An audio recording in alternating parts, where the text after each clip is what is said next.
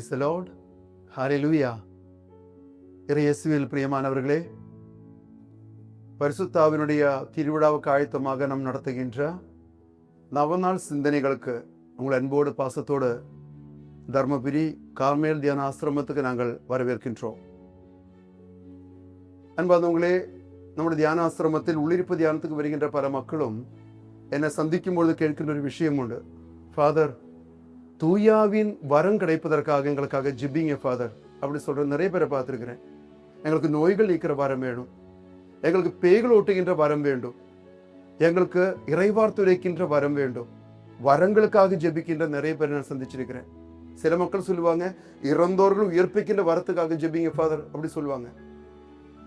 ஆனா நிறைய பேரு கனிகளுக்காக ஜெபிக்க சொல்லி நான் இதுவரை கேட்டதில்லை. ஆண்டவருக்கு அன்பு செய்வதற்கான அந்த அன்பின் கனியை கொடுப்பதற்காக ஜெபிங்க ஃபாதர், பொறுமை என்னும் கனி கிடைப்பதற்காக ஜெபிங்க ஃபாதர், இல்லை எனக்கு மகிழ்ச்சியோட இப்பொழுது இருக்கக்கூடிய ஒரு வரம் எனக்கு கிடைப்பதற்காக ஜெபிங்க ஃபாதர் அப்படி நிறைய பேர் சொன்னது கேட்டதில்லை.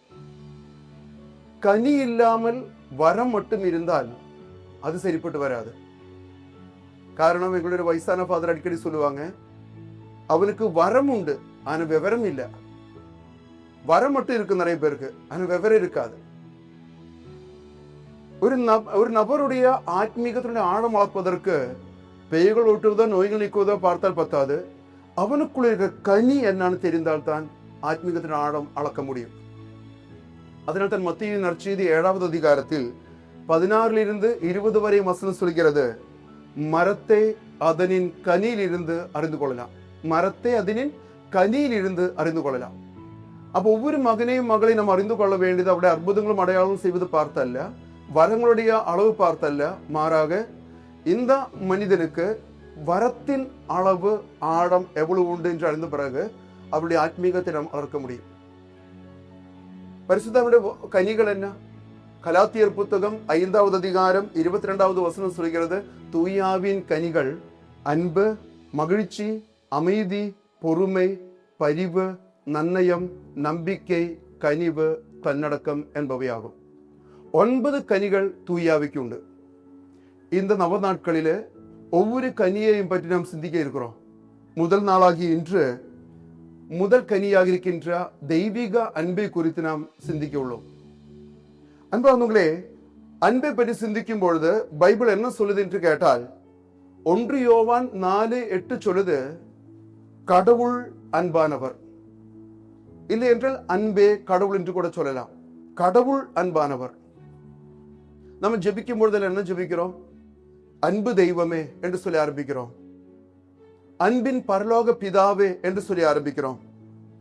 அன்பே உருவான இறைவா என்று சொல்லி கூட நாம் ஆரம்பிக்கிறோம். நாம் ஜெபிக்கும் பொழுதே கடவுளை பற்றி நாம் தெரிஞ்சோ தெரியாமல் சொல்வது அன்பின் கடவுள் என்றுதான் சொல்கிறோம். இந்த அன்பான கடவுளின் ஆவி நமக்குள்ள வந்தால் கடவுளுடைய அன்பு நமக்குள்ளே நிரம்பும். அதனால்தான் ரோமா 5:5 சொல்கிறது, நாம் பெற்றுள்ள தூயாவின் வழியாய் கடவுளின் அன்பு நம் உள்ளங்களில் பொழியப்பட்டுள்ளது. பரிசுத்தாவி வழியாக கடவுளுடைய அன்பு நமக்குள்ள வரும். தூயாவி வரும்பொழுது கடவுளுடைய அன்பு நமக்குள்ள நிரம்பும், நான் கடவுள் பிள்ளையாக மாறும். ஆதலால் பரிசுத்தாவி நிரம்பும் பொழுது நாம் முதலில் கேட்க வேண்டியது, தெய்வீக அன்பு எனக்குள்ள நிரப்பி தாரும் ஆவியே என்று நாம் ஜெபிக்க வேண்டும். அன்பினுடைய ஹோல்சேல் டீலர், மொத்த வியாபாரி யார் என்று கேட்டால் அது கடவுள் தான். அப்பா அப்பா அன்பு, அம்மா அன்பு, அண்ணன் தம்பி அன்பு, கணவன் மனைவி அன்பு, காதலன் காதலி அன்பு, எல்லா அன்புகளும் இந்த ஹோல்சேல் கடையில் இருந்து கடவுளிடமிருந்து பெற்றுக்கொண்டது தான் இந்த அன்பு எல்லாம்.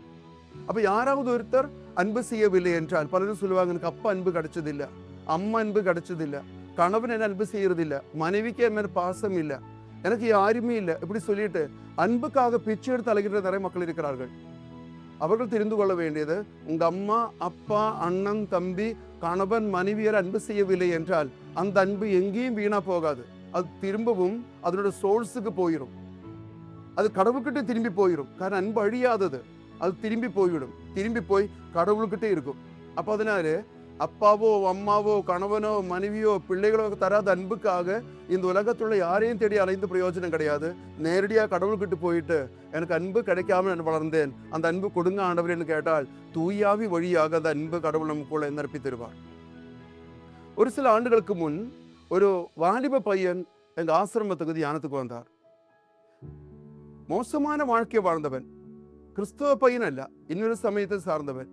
யார் யாரோ வற்புறுத்தி கட்டாயப்படுத்தி கொண்டு வந்து உட்கார வச்சுக்கிறாங்க. பயங்கரமான நீளமான முடியும் தாடி எல்லாம் வச்சு 26, 27 வயசுள்ள பையன். அடியாட்கள் சங்கத்தில் வேலை செய்யறவன். அடி வெட்டு குத்துதான். அவருக்கு முதல் 2 நாள் தியானத்துக்கு உட்காரவே முடியல. ரொம்ப ரெஸ்ட்லெஸ்ஸா வேண்டா விருப்பத்தில் உட்கார்ந்துட்டு இருந்தான். முகத்துல சிரிப்பு இல்லை, கலை இல்லை, ஒளி இல்லை. கடைசி லைன்ல பேக் ரோயில போய் உட்கார்ந்துட்டு இருந்தான். தியானத்துடைய 2வது நாள் மாலையில பாவசங்கீதம் இருந்தது. கடவுளுடைய அன்பை குறித்தும் கடவுளுடைய மன்னிப்பை குறித்தும் எல்லாம் கிளாஸுகள் கேட்டு கேட்டு அன்று மாலையில் பாவமன்னிப்பு நேரம் வந்த உடனே எல்லா கிறிஸ்தவங்களும் பாவறிக்கை செய்வதோடு இவனும் போய் எங்க ஆசிரமத்தில் ஒரு குருவான அருகிலே முட்டி போட்டான். முட்டி போட்டு பாவங்களை பற்றி சொல்ல ஆரம்பிக்கும் பொழுது அலமுறையிட்டு அழ தொடங்கிட்டான். ஃபாதரோட காலில் கட்டி பிடிச்சு அங்கே உருண்டு புரண்டு சத்தம் போட்டு அழ தொடங்கிட்டான். நான் கொலை செஞ்சிருக்கிறேன், நான் கற்பழிச்சிருக்கிறேன், நான் விபச்சாரம் செஞ்சுட்டேன் சொல்லி சத்தமா சொல்ல தொடங்கிட்டான்.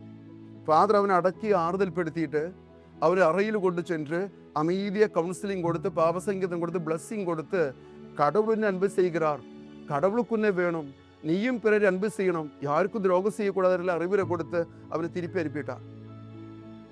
பாவசங்கீதம் முடிச்சு திரும்பி வந்த அந்த சகோதரன் நேரிட்டு எங்கிட்ட வந்து கேட்டாங்க, ஃபாதர் நான் ஆரம்பிச்சு நான் கடைசி லைன்ல உட்கார்ந்துருக்கிறேன், எனக்கு கொஞ்சம் கூட ஈடுபாடு கிடைக்க மாட்டேங்குது ஜெபத்தில், எனக்கு ஒரு உதவி செய்வீங்களா, முதல் வரிசையில் என்னை உட்கார வைப்பீங்களான்னு கேட்டான். நான் இந்த ஒரு வாய்ப்புக்காக வெயிட் பண்ணிட்டு இருந்தேன். நான் சொன்னேன், கண்டிப்பா தம்பி, உனக்கு இல்லாத இடமா, நீ வாடா அப்படின்னு சொல்லிட்டு முன்னாடி வரிசையில முன்னாடி லைன் உட்கார வச்சேன். செவ்வாய்க்கிழமை தியானம் ஆரம்பிச்சு வெள்ளிக்கிழமை காலையில் தியானம் முடிகிற வரைக்கும் அந்த பையன் வாயும் திறந்து கண்ணும் திறந்து எல்லா செய்திகளும் காது வழி கேட்டதை விட வாய் வழி முழுங்கிட்டான்னு சொல்ற அளவுக்கு ஃபுல்லா கவனத்தோடு கேட்டுக்கொண்டிருந்தான். தியானம் முடிஞ்சிச்சு, முற்றிலும் மாறுபட்டவனாக திரும்பி போயிட்டான். பல ஆண்டுகளுக்கு பிறகு அந்த பாவசங்கீதம் கேட்ட ஃபாதர் கிட்ட நான் கேட்டேன், ஃபாதர் அந்த தம்பியை பற்றி ஏதாவது தகவல் இருக்குது அப்படி கேட்டேன். ஃபாதர் சொன்னார், அவன் டெய்லி பைபிள் படிக்கிறான், டெய்லி திருப்பலிக்கு போறான், எல்லா பாவ வாழ்க்கையும் விட்டு விட்டான், அவன் கடவுள் அன்பு ருசித்து அவன் இப்பொழுது கடவுளுக்கு சாட்சியாக அவங்க ஊரில் வாழ்ந்துட்டு இருக்கிறான். ஹல்லேலூயா, ஹல்லேலூயா. கேட்கும் பொழுது எவ்வளவோ இதமா இருந்துச்சு தெரியுமா, எவ்வளவு மகிழ்ச்சியா இருந்துச்சு தெரியுமா. ஒரு மனிதன் தூயாவியால் நிரம்பி கடவுளை அன்பு ருசித்த உடனே அனைத்தும் குப்பையாக அவருக்கு தோண தொடங்கிருச்சு. அதனால கடவுளுடைய அன்பு நாம் ருசிக்கணும், அறிந்து கொள்ளணும். நம்ம எத்தனை பேர் கடவுளுடைய அன்பு ருசித்திருப்போம்? கோயிலுக்கு போறோம், பூசை பார்க்கிறோம், உண்டியில் காசு போடுறோம், தேரு தூக்குறோம், எல்லா திருவிழாவிலும் கலந்து கொள்கிறோம். உண்மையாகவே பேசுகிற நானும் கேட்கிற நீங்களும் கடவுளுடைய அன்பினுடைய ஆழங்கள் அறிந்து கொண்டது உண்டா?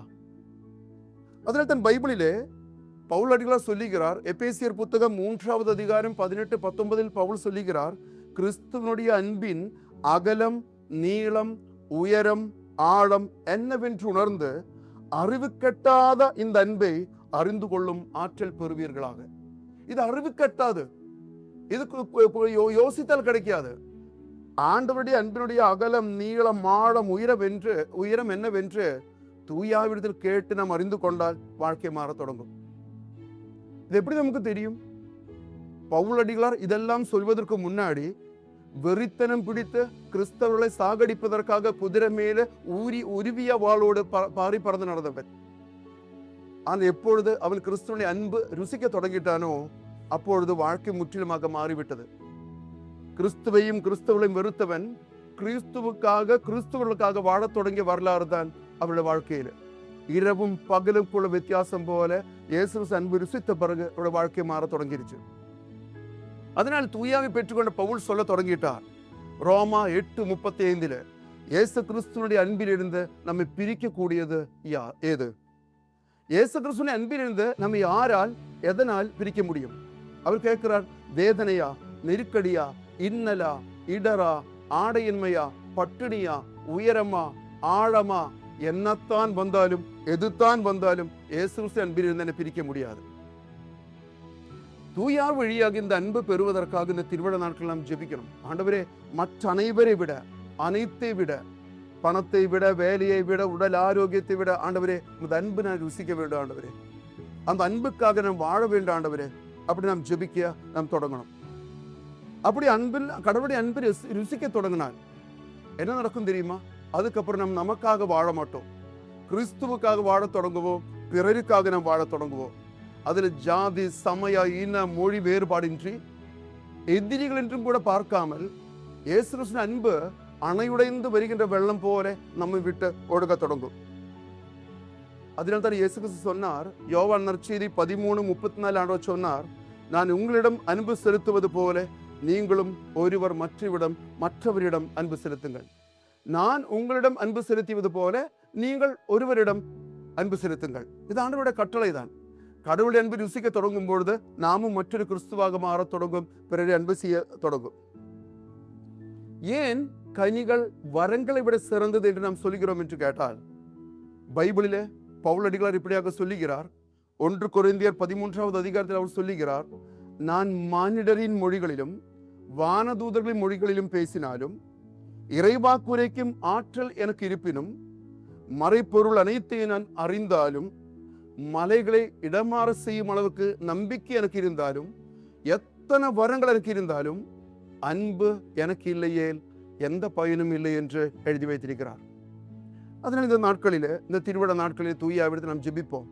தூய ஆவியே, பரிசுத்தாவியின் கனியாக இருக்கிற அன்பு, அதனுடைய அகலம், நீளம், ஆழம், உயரம் கற்றுக்கொள்வதற்கு எங்களுக்கு உதவி செய்யும் என்று நாம் ஜெபிப்போம். ஒரு நம்முடைய கரங்களை கூப்புவோமா? தாழ்ச்சியோடு நாம் ஜெபிப்போமா? அன்பு தெய்வமே,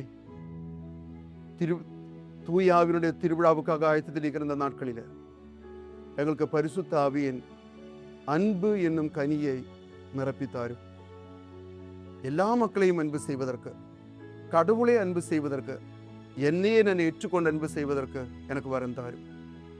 உள்ளத்தில் இருக்கிற எல்லா வெறுப்புகளும், காயங்களும், அன்புக்கான ஏக்கங்களும், தேடுதல்களும் நிறுத்திவிட்டு கடவுளிடமிருந்து பெற்றுக்கொண்ட அன்பினால் ஏராளமான மக்களுக்கு அன்பு பகிர்ந்து கொடுக்கக்கூடிய கருவிகளாக எங்கள் ஒவ்வொருவரை மாற்றும். நீரோடையோரம் நடப்பட்ட மரம் போல் என்றும் அன்பு என்னும் கனி எங்களை நிரம்புவதற்கு எங்களை ஆசிர்வதியும். அம்மா மாதாவே, சூசி அப்பரே, எல்லா புனிதர்களை எங்களுக்காக வேண்டிக் கொள்ளும். ஆமீன்.